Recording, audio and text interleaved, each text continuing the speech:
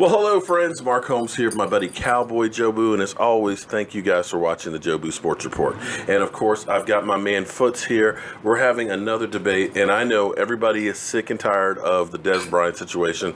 The reason why I've been talking about it is because it's unresolved.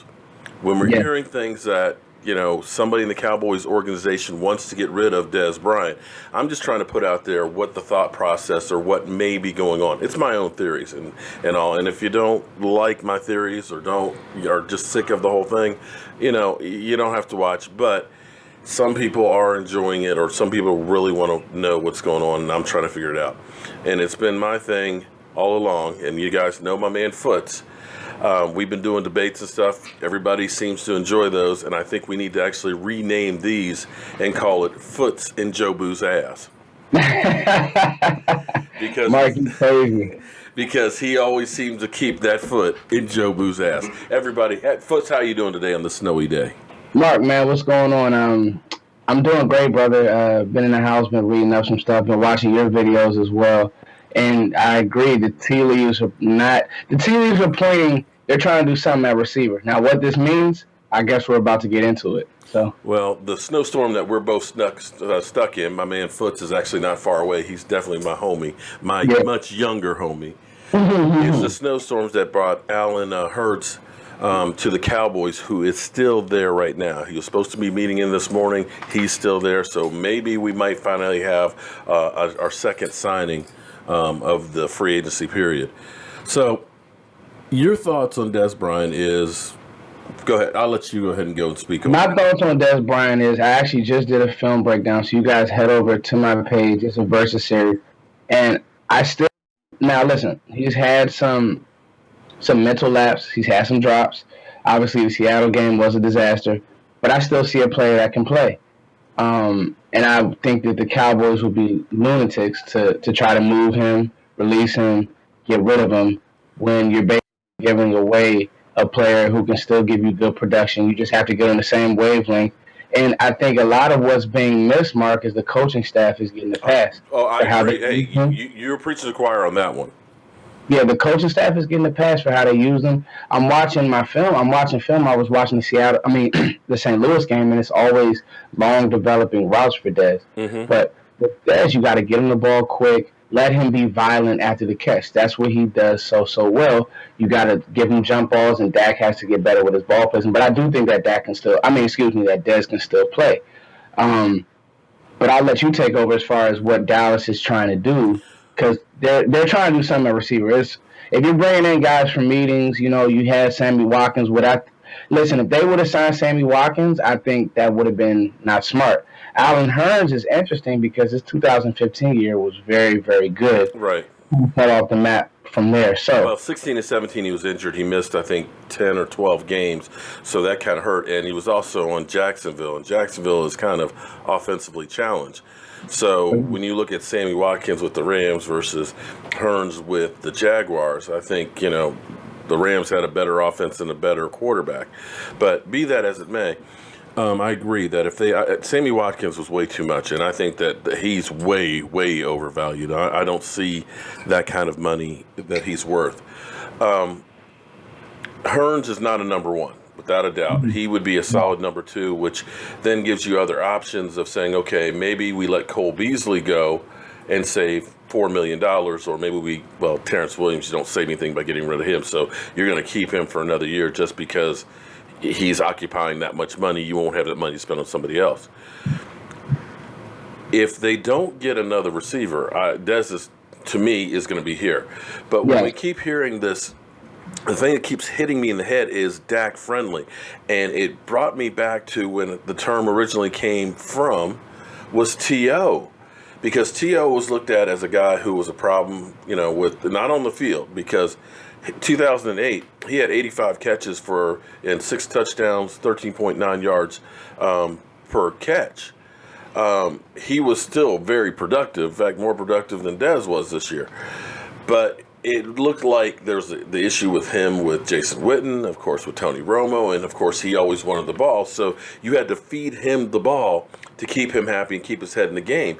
And I see that kind of parallel with Dez Bryant. So the question is, when they say Dak friendly, is it that Dez and him don't get along, and Dak has to constantly say, "Let me hurry up and get the ball to Dez Bryant to keep his head in the game"?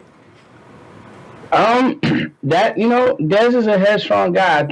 I think he's more of a team guy than T.O. I also think that T.O. probably all around is probably a better player, and you see that they let T.O. walk. Right. And I remember getting that. I remember when Stuart Scott. I remember the day, Mark, that Stuart Scott said just in. It's being reported that the Dallas Cowboys have let go of Terrell Owens. And so it's like it was like, what? I mean, and it can be just it happened just that quick.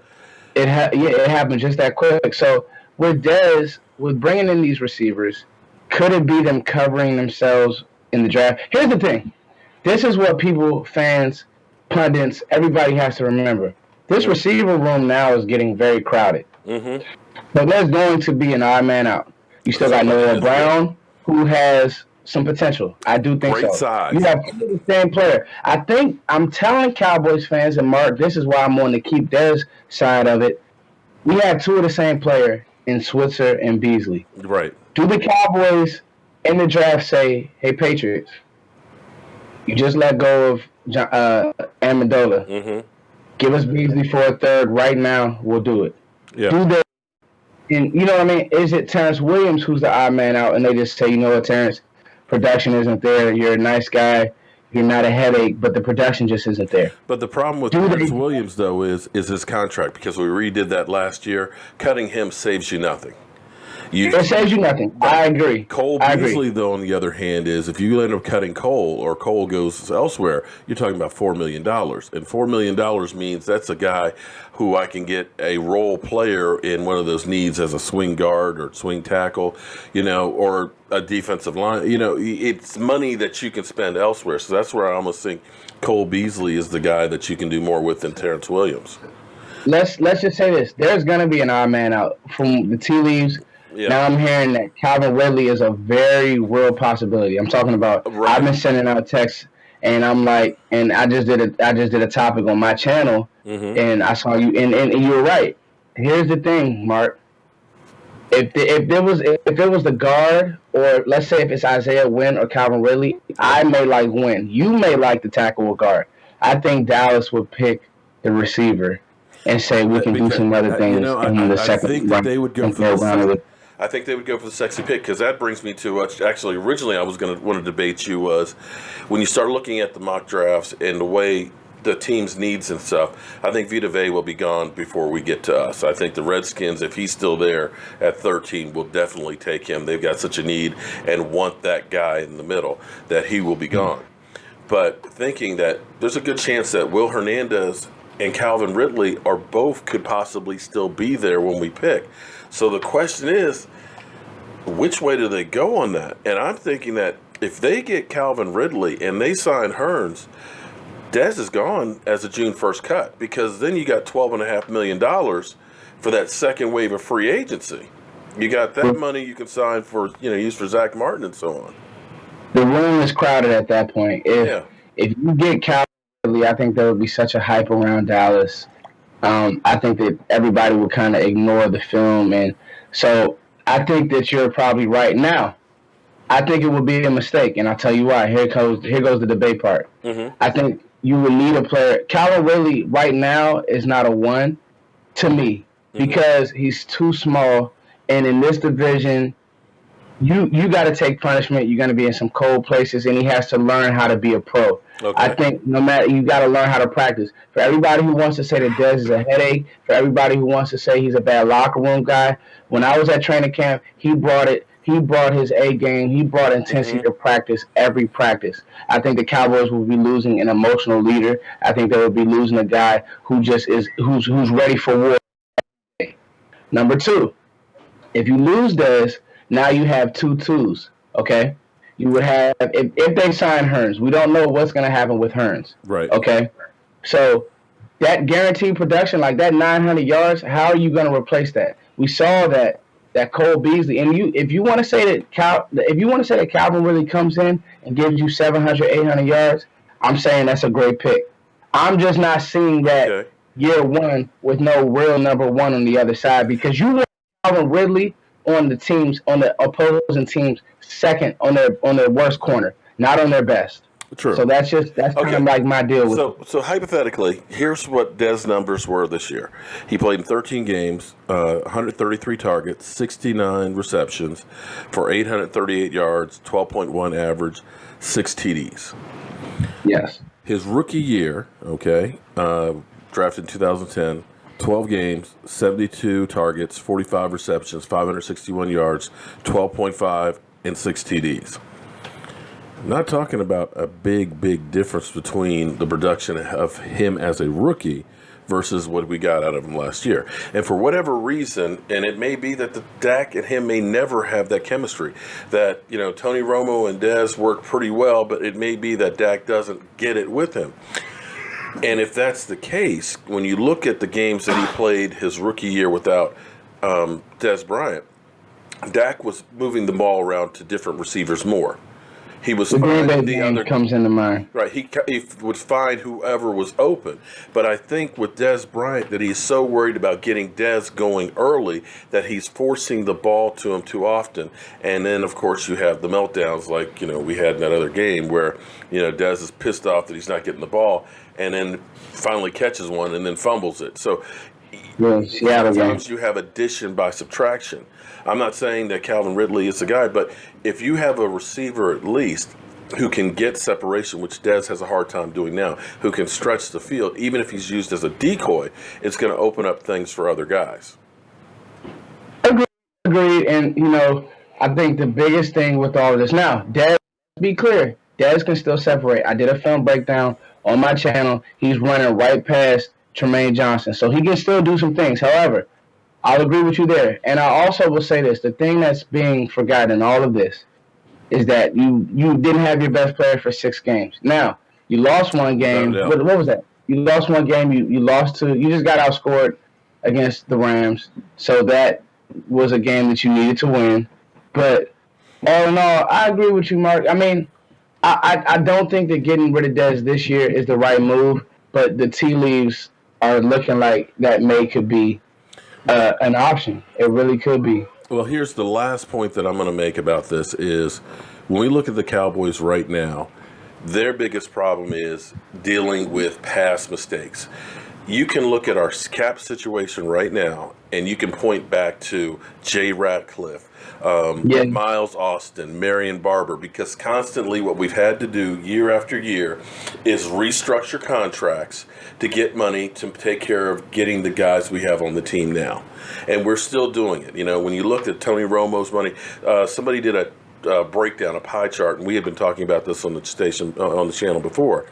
When you take $17 million for Tyron Smith, when you take $16.5 million for Dez, when you take a franchise tag for $17 million for DeMarcus Lawrence, you take $9 million for Tyrone Crawford, when you take another $9 million for Sean Lee, $13 million for Travis Frederick, all of a sudden you don't have money to pay the rest of the guys. And we're so short that when our guys are all there playing and healthy, we're great. But we lose a Tyron Smith and Sean Lee, all of a sudden, we're nothing. And part of that equation for Dez Bryant is if he's a June 1st cut, that's $12.5 million of cap space. You lock up then Zach Martin, and maybe you get a piece or two of a guy who's a role player. And that's also into that equation too. So are you better off having Dez Bryant for one more year, or are you better off being able to lock up Zach Martin and a couple other guys? And I don't have the answer, and I'm not saying one way or the other which way it should go, but I'm just trying to at least point out conversation, and it's a good conversation of what is reality. And as much as we love players like Dez Bryant, and we say Dez Bryant, he should always be a Dallas Cowboy, and we don't want to ever see him go.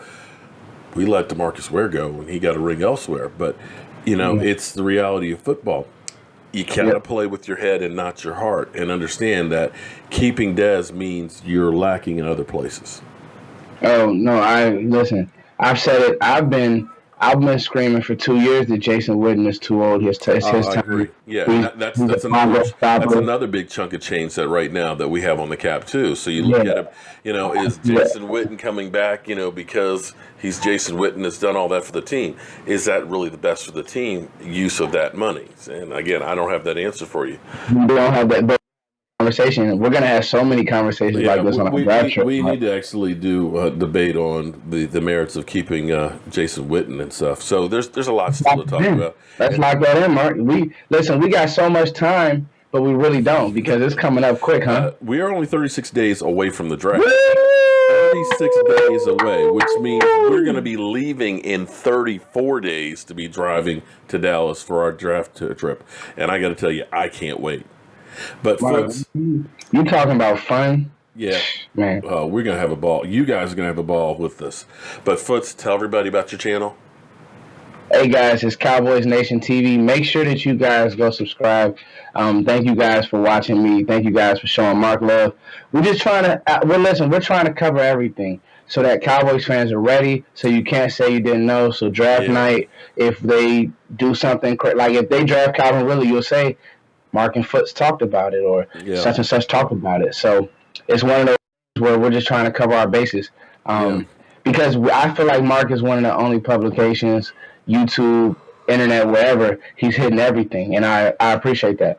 No, I appreciate having Foots here because, he gives me a different view and gives me different ideas of what I'm thinking. Because I know I'm headstrong. I'm an old, grouchy man and everything else. But regardless, the whole Dez Bryant situation, it's ugly. It's hard any which way. There is no right answer to it. No, and it's painful no matter what happens with the situation. I wish we would have an answer on this sooner than later, but this may be one of those things that we don't know anything till after the draft. There it is. Yep. That can happen. All right, friends. We will see you guys here. Hopefully the Cowboys will make some kind of a move sometime soon so we can talk about real situations as opposed to hypotheticals. I'm Mark Holmes. This is Foots, keeping it in my ass. And, of course, Cowboy Jobu. Hello, friends. Cowboy Jobu here with an unsolicited opinion on the Jobu wings. You were saying about the wings? The wings are the best I've ever had. Hands down. Awesome. Okay, well, we've been passing out our recipe. If you actually look on our YouTube channel, we have all the recipes for all this stuff on here. With the women, with the ladies. You know that. Okay, slide in a little bit here. Okay, all right, so on 3. Jay, get in there, man. Okay, we're going to do How About Them Cowboys. Okay, all right, everybody, on 3, How About Them Cowboys. 1, 2, 3. How about them Cowboys?